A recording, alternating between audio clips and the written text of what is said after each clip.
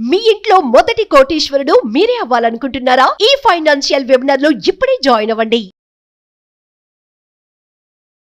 నమస్తే, welcome back to Suman TV. నేను మీ సంజయ్. ఈ రోజు మనతో పాటు ఉన్నారు amp registered mutual fund distributor మరియు చార్టర్డ్ వెల్త్ మేనేజర్ రమా రాజేష్ గారు. మ్యామ్తో మాట్లాడి కొన్ని విషయాలు తెలుసుకుందాం. నమస్తే మ్యామ్. నమస్తే మ్యామ్, ఎస్డబ్ల్యూపీ తోటి కేవలం 25 లక్షలు ఇన్వెస్ట్ చేసి 50 years లో 41 crores కార్పస్ క్రియేట్ చేసుకోవచ్చని చెప్పారు. అయితే నాకు ఇంకొక డౌట్ ఉంది మ్యామ్, ఇది ఎలాంటి ఫండ్లో పెడితే బెస్ట్ అంటారు? And one thing, every month 10,000 తీసుకుంటూ వెళ్ళిపోతే మార్కెట్ ఒక్కొక్కసారి వాలటాలిటీ గ్రోత్ ఉంటుంది, ఒకసారి హైలో ఉంటుంది, ఒకసారి డౌన్ ఉంటుంది. ఒకవేళ డౌన్లో ఉన్నప్పుడు 10,000కి ఎక్కువ యూనిట్స్ వచ్చేస్తుంటాయి. అలాంటి సందర్భంలో మన యూనిట్స్ అన్ని అయిపోవంటారా? అంటే ఎవ్రీ మంత్ 10,000 తీసుకుంటూ వెళ్ళిపోతే కార్పస్ క్రియేట్ అవడం పక్కన పెడితే ఇన్వెస్ట్మెంట్ మొత్తం అయిపోదంటారా? నేను ఎక్స్ప్లెయిన్ చేస్తాను. ఇది చాలా ఇంపార్టెంట్ పాయింట్ కూడా, జనాలకి ఈ డౌట్ వస్తూ ఉంటుంది.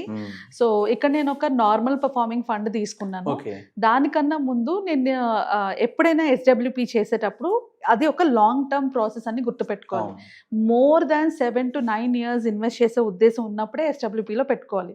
తక్కువ టైంలో ఇన్వెస్ట్ చేసినప్పుడు పెడితే మీరు అన్నట్లు ఆ అమౌంట్ విత్డ్రా చేసుకోవడం వల్ల ఏం కాదు, కాకపోతే మార్కెట్ వాలటిలిటీకి గురైనప్పుడు మీకు ఆ దాంట్లో గ్రోత్ ఉండదు, ఆ ఎన్ఏవిలో గ్రో ఉండదు. అది గ్రోత్ అవ్వలేనప్పుడు మీరు విత్డ్రా చేస్తుంటే మీకు ఏమైనా అంటే భయం వేస్తూ ఉంటుంది, అయ్యో నా డబ్బులే ఇప్పుడు ఫర్ ఎగ్జాంపుల్ 25 lakhs మీరు పెట్టారు, ఆ 25 lakhs పడిపోతూ ఉన్నాయనుకో, నా డబ్బులే తగ్గిపోతున్నాయన్న ఫియర్ వచ్చేస్తుంది.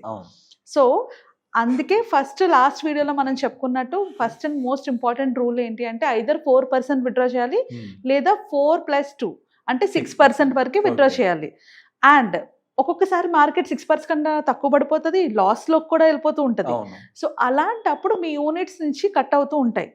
అయినా కూడా నేను ఒక ఫండ్ తీసుకొని మీకు చూపిస్తాను. ఎంత కట్ అయినా కూడా అదొక 5 years దాటిన తర్వాత, ఇంకా 10 years దాటిన తర్వాత మీ కార్పస్ 0 అయ్యే ప్రసక్తే ఉండదు, మీ కార్పస్ లోంచి కట్ అయ్యే ప్రసక్తే ఉండదు.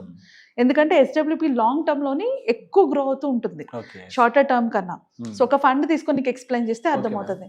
ఇక్కడ 20 lakhs తీసుకున్నాం మనం, 20 lakhs కి మంత్ కి 10,000 తీసుకుంటున్నాం, అంటే 6% విత్డ్రా చేస్తున్నాం.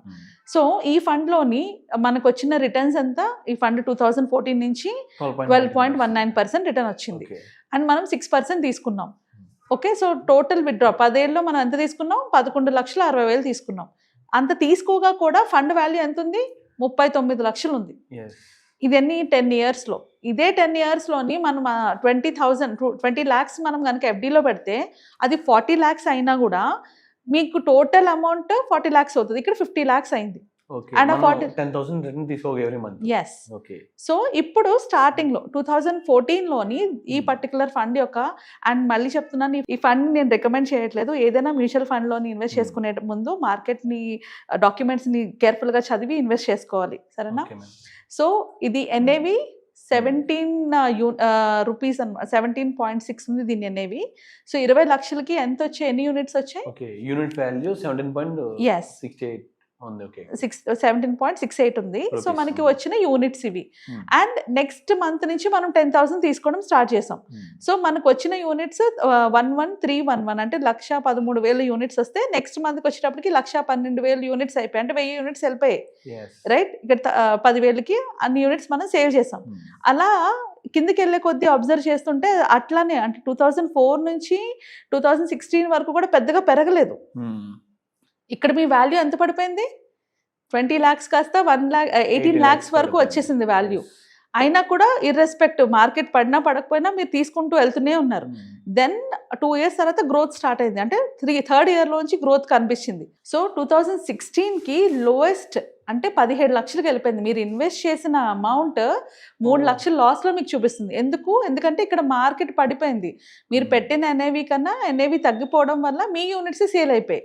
సో ఇది మార్కెట్ ఫ్లక్చుయేషన్ అనేది కామన్. ఇక్కడ భయపడి తీసేసి ఉండుంటే తర్వాత ఫ్యూచర్లో అది పెరుగుతూ వచ్చింది, చూసారా? ఇంకా నెక్స్ట్ నుంచి పెరుగుతూనే ఉంది, 2017, 2018 పెరుగుతూనే ఉంది. సో అలా పెరుగుతూ మీరు విత్డ్రా చేస్తున్న అమౌంట్ సిమిలర్గా ఉన్నా మీ కార్పస్ మళ్ళీ ఇంక్రీజ్ అవ్వడం స్టార్ట్ అయింది, రైట్? సో ఇది ఎప్పటి వరకు? 2024 వరకు తీసుకుంటే ఇప్పుడు దాని వాల్యూ ఎంత ఉంది? 56 ఉంది. ఆ పర్టికులర్ ఫండ్ వాల్యూ 56 ఉంది, యూనిట్ వాల్యూ. ఆల్రెడీ మనం ఎంత విత్డ్రా చేసేసాము? సో మనం ఆల్రెడీ 11,60,000 విత్డ్రా చేసేసాము. అండ్ మన దగ్గర ఉన్న బ్యాలెన్స్ ఎంత?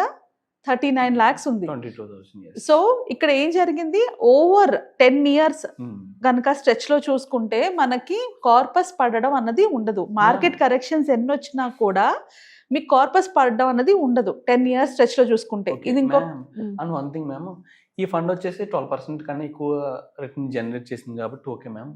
ఇప్పుడు దీనికన్నా తక్కువ ఫండ్ రిటర్న్ అంటే దీనికన్నా తక్కువ రిటర్న్స్ ఇస్తే ఫండ్ మరి దాని పరిస్థితి ఏంటి? ఇది చాలా ఇంపార్టెంట్ క్వశ్చన్. ఎందుకంటే జనాలు ఫండ్ సెలెక్షన్ రాదు. సో వాళ్ళు ఏం చేస్తారంటే రిస్క్ తీసుకోకూడదని లోవర్ రిస్క్ ఫండ్స్ లో ఇన్వెస్ట్ చేసుకుంటారు. అలా ఇన్వెస్ట్ చేసుకునేటప్పుడు ఖచ్చితంగా లాస్ అవుతారు. సో కొన్ని స్పెసిఫిక్ ఫండ్స్ ని మనం ఎస్డబ్ల్యూపీ కోసం చూస్ చేసుకోవాలి. ఏ ఫండ్ పడితే ఆ ఫండ్ తీసుకోకూడదు. అలాగని హై రిస్క్ తీసుకోకూడదు, అలాగని లో రిస్క్ తీసుకోకూడదు. హై రిస్క్ తీసుకున్నప్పుడు నేను ఎగ్జాంపుల్ తో ఎక్స్ప్లెయిన్ చేస్తాను. ఇప్పుడు ఈ పర్టికులర్ ఇది చూస్తే నీకు అర్థమవుతుంది కదా.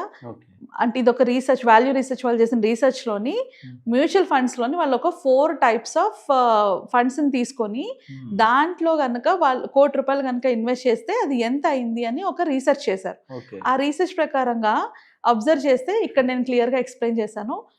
ముందు చెప్పుకున్నాం కదా 4% విత్డ్రాల్ చేసుకోవాలి అని చెప్పేసి. ఒకవేళ కనుక ఫ్లెక్సీ క్యాప్ ఫండ్ లో కనుక మనం 10 ఏళ్ళ వెనక కనుక ఇన్వెస్ట్ చేసి ఉంటే, ఎంత ₹1,00,00,000 కనుక ఇన్వెస్ట్ చేసి ఉంటే అది ఇప్పుడు ప్రతి నెల మనం విత్డ్రా చేసుకునే అమౌంట్ ఎంత, ₹33,333 రూపీస్. 4% అయితే.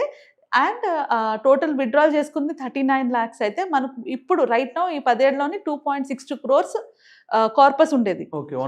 1 crore కి 2.62 crores కార్పస్ మనం క్రియేట్ చేసుకున్నాం. So similarly aggressive hybrid fund and conservative hybrid fund, short term duration fund.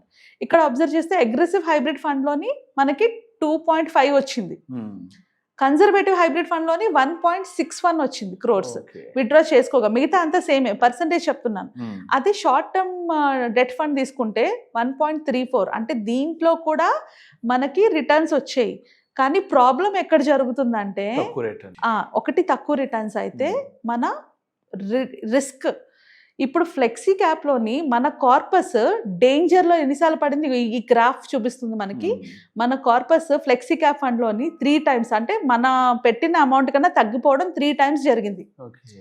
So 3 times మనకి మన కార్పస్ రిస్క్ లో పడింది. సో ఫ్లెక్సీ క్యాప్ ఫండ్ అనేది కొంచెం రిస్క్ తో కూడుకున్నది. మీకు రిటర్న్స్ కొంచెం బాగానే వచ్చినా బట్ రిస్క్ తో కూడుకున్నది. సో ఎవరైతే రిస్క్ ఎక్కువ తీసుకోలేని అనుకుంటారో అలాంటి వాళ్ళు ఫ్లెక్సీ క్యాప్ ని అవాయిడ్ చేస్తే బెటర్. ఇంకొక మ్యూచువల్ ఫండ్ కేటగిరీ ఏంటి, అగ్రెసివ్ హైబ్రిడ్ ఫండ్. ఈ ఫండ్ లో కనుక పెడితే మీకు కార్పస్ డేంజర్ లో ఎన్నిసార్లు ఉంది, ఓన్లీ 1 time పడింది. అంటే 10 years స్ట్రెచ్ లోని ఒక్కసారి నీ కార్పస్ కన్నా తక్కువకి వెళ్ళింది. ఎప్పుడు అంతకన్నా తక్కువకి వెళ్ళలేదు. So this is a very good fund to choose. అంటే ఎస్డబ్ల్యూపీలో ఇన్వెస్ట్ చేసేటప్పుడు అగ్రెసివ్ హైబ్రిడ్ ఫండ్స్ లో కేటగిరీలో ఉన్న మ్యూచువల్ ఫండ్స్ లో ఇన్వెస్ట్ చేయగలిగితే మీకు వొలాటిలిటీ ఎక్కువ ఉండడం వల్ల ప్రాఫిట్స్ వస్తాయి. At the same time risk కూడా కంపారిటివ్లీ తక్కువ. మనం ఏమనుకుంటాము, తక్కువ రిస్క్ తీసుకుంటే మన కార్పస్ ఏం కాదు అనుకుంటాం. ఇక్కడ ఏం ప్రాబ్లం అవుతుందంటే ఎస్డబ్ల్యూపీలోని తక్కువ రిస్క్ ఉన్నప్పుడు మన అమౌంటే కట్ అయిపోతూ ఉంటుంది. మనం పెరిగే అమౌంట్ పెరగదు కదా. సో మన అమౌంట్ కట్ అవుతుంటుంది. సో కన్జర్వేటివ్ హైబ్రిడ్ ఫండ్ తీసుకుంటే 7 times ₹1,00,00,000 కన్నా తక్కువకి వెళ్ళిపోద్ది. సో మనం రిస్క్ ఎక్కువ తీసుకోకూడదు, రిస్క్ తక్కువ కూడా తీసుకోకూడదు ఎస్డబ్ల్యూపీలోకి వచ్చేటప్పటికి. అండ్ అదే డెట్ ఫండ్స్ లోకి వెళ్తే 10 సార్లు కూడా, అంటే 10 years లో 10 times కూడా అది ఎలాగా కార్పస్ పడి లేచి అక్కడే ఉంటుంది. ఎప్పుడు కూడా రిస్క్ లోకి వెళ్తూనే ఉంది. సో ఎస్డబ్ల్యూపీ ఎప్పుడు చేసినా కూడా మనం గుర్తుపెట్టుకోవాల్సింది ఏంటి అంటే కేటగిరీ చాలా చాలా ఇంపార్టెంట్. మనం ఏ ఫండ్ అయితే సెలెక్ట్ చేసుకుంటామో ఆ కేటగిరీని కరెక్ట్గా చూస్ చేసుకుంటే మన కార్పస్ని రిస్క్లో పెట్టుకోకుండా, అంటే మనం ఇన్వెస్ట్ చేసిన అమౌంట్ని రిస్క్లో పెట్టుకోకుండా మనం వెల్త్ జనరేట్ చేయొచ్చు. సో అలాంటి ఒక కేటగిరీనే ఇది హైబ్రిడ్ ఫండే. ఇప్పుడు ఈ హైబ్రిడ్ ఫండ్లోని మీరు అన్నట్టు ఇదేం పెద్ద సూపర్ పర్ఫార్మింగ్ ఫండ్ కాదు, ఇది just normal performing fund. Average performing fund కూడా మీకు 12% రిటర్న్ ఇచ్చింది. Kotak equity hybrid fund. Yes, 12% return ఇచ్చింది. దీంట్లో కూడా మీ కార్పస్ ఎక్కువ సార్లు కిందకి వెళ్ళిపోలేదు మీ దానికన్నా, రైట్? సో ఇంకొంచెం బెటర్ పర్ఫార్మింగ్, ఇందులోనే ఇంకొక బెటర్ పర్ఫార్మింగ్ ఫండ్ చూసుకుంటే ఇది మనకి 63 lakhs ఇచ్చింది రిటర్న్. ఇది మనకి 63 lakhs ఇచ్చింది రిటర్న్. దీంట్లో ఎంత వచ్చింది? దీంట్లో మనకి 50 lakhs వచ్చింది. So Kotak equity hybrid fund లోని మనకి 50 lakhs రిటర్న్ వచ్చింది విత్ క్యాగర్ 12.19%. అదే మనం ఫ్రాంక్లిన్ ఇండియా ఈక్విటీ ఫండ్ చూస్తే 14.32% వచ్చింది. సో మనం ఈక్విటీ అంటే ఈ హైబ్రిడ్ ఫండ్, అగ్రెసివ్ హైబ్రిడ్ ఫండ్స్లో కూడా కరెక్ట్ అయిన ఫండ్స్ చూసుకుంటే దీంట్లో కూడా కొంచెం బెటర్ కార్పస్ని జనరేట్ చేసుకోవచ్చు. కానీ ఈ ఫండ్స్ని ఎలా సెలెక్ట్ చేసుకోవాలి అన్నది నాకు తెలిసి పర్సన్ టు పర్సన్ డిఫర్ అవుతుంది. వాళ్ళ రిస్క్ కేపబిలిటీస్ బట్టి, వాళ్ళ ఏజ్ బట్టి కూడా చూసుకోవాలి. సో వీటన్నిటి గురించి ఇన్ డీటెయిల్డ్గా వాళ్ళకి ఎలాంటి ఫండ్స్ రైట్ అన్నవి మన క్లాసెస్లో చెప్తాం మనం.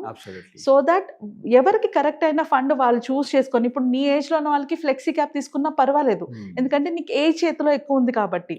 సో ఏజ్ బట్టి, వాళ్ళ రిస్క్ కేపబిలిటీ బట్టి, వాళ్ళ ఇన్వెస్ట్మెంట్ అమౌంట్ బట్టి మనం ఆ ఫండ్ సెలెక్షన్ అన్న ఆప్షన్ని నేర్పిస్తాం.